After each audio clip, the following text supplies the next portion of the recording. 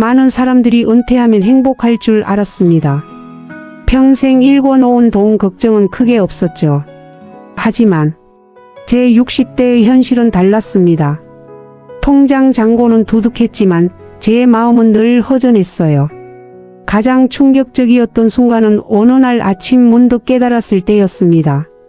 내가 이웃집 강아지보다 대화 상대가 없구나. 주말 내내 말을 한마디도 하지 않은 날도 있었죠. 그때 깨달았습니다. 내 노후를 망치는 건 돈이 아니라 내가 평생 지켜온 3가지 안일한 습관이었구나. 첫 번째 습관은 나서기 싫음이었습니다. 저는 평생을 조용하고 내성적인 사람으로 살았습니다. 직장에서도 회식 자리보다 혼자 서류 정리하는 게 편했죠. 은퇴 후 이 습관이 독이 될 줄은 몰랐습니다. 때는 회사 체육대회가 있는 30대의 하루였습니다. 회사 직원들 모두가 족구를 할 때 구석에서 나는 멈추니까 라며 억지로 피하고 혼자 도시락을 먹던 젊은 나의 모습이 그때는 현명하다고 생각했는데, 그때 잠깐의 불편함을 피하려던 작은 결정이 나이 들어 나는 어울리지 못하는 사람이라는 거대한 자기 체면이 되어 돌아왔던 겁니다. 60대 어느 날 아파트 게시판에 등산 동호회 모집 공고를 한참 동안 바라보다 내가 키면 분위기만 깰 거야 라고 생각하며 뒤돌아 집으로 들어왔습니다. 용기를 내서 한 번만 나가봤다면.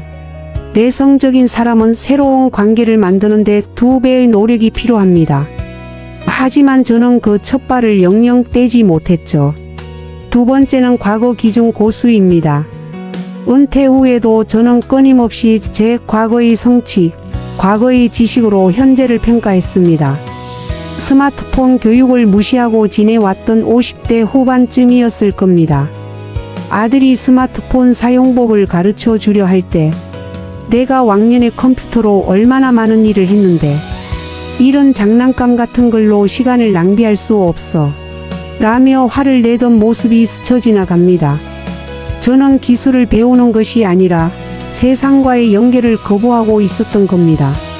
그 결과 새로운 정보, 손주들과의 소통, 심지어 은행 업무까지 막히기 시작했습니다. 키오스크 앞에서 좌절감을 느껴본 60대가 되었습니다. 패스트푸드점에서 키오스크 앞에서 버벅거리며 뒤에 줄 선 젊은이들의 눈치를 보고 결국 주문을 포기하고 나오던 굴욕적인 순간이 떠오릅니다. 세상은 이미 바뀌었는데 저는 내가 불편하니 세상이 잘못됐다고만 생각했죠. 과거의 나를 놓지 못하면 현재의 나는 고립됩니다. 마지막으로 이 모든 것을 감싸는 자기 합리화 방어막으로 제 노후를 망친 습관이 된 듯합니다. 친구 없어도 괜찮아. 혼자만의 시간을 즐기는 거야. 새로운 걸 배워서 뭐해. 이제 와서. 내가 힘들게 살았으니 이제 편하게 누워 있을 자격이 있어. 이 합리화가 저를 안전한 소파 위에 가두고 세상 밖으로 나가는 문을 닫아버렸습니다. 사실은 두려웠던 거죠. 변화에 실패할까봐. 그렇게 몇 달을 허송세월하다가 문득 제 자신이 너무 초라하게 느껴졌습니다. 그래서 딱 한 가지만 해보기로 결심했습니다. 제 가설을 깨부술 수 있는 단 하나의 행동. 평소 소극적이었던 내가 용기를 내 낯선 곳에서 배우기에 도전했을 때 고립이 해소되고 새로운 활력을 찾을 수 있는가? 난생 처음 바리스타 강좌 수강 신청을 해봤습니다. 젊은 수강생들 틈에서 커피 머신 앞에서 쩔쩔매고 우유 거품을 망쳐서 푸아 소리를 내던 첫날의 모습은 수치심과 도망치고 싶은 충동만 가득하게 시작되었습니다. 내가 왜 이 나이에 여기까지 와서. 수많은 후회와 자기 합리화가 밀려왔습니다. 하지만 그때 옆자리에 앉은 저보다 더 연장자인 할머니 한 분이 저에게 말을 걸어왔죠. 그분은 저에게 이거 치하는 소리가 나야 잘된 거라는데 나는 영 안 되네. 저도요. 포기할까 했어요. 에이, 포기는 집에 가서나 하는 거지. 여기 온 것만으로도 대단한 거 아닌가. 그 한마디가 저를 붙잡았습니다. 저는 그곳에서 나이나 경력이 아닌 함께 배우는 동지를 만났습니다. 저는 그때 처음으로 나서기 실험을 깨고 모르는 것을 물어보고 먼저 말을 걸어보는 연습을 했습니다. 낯선 환경, 낯선 사람들.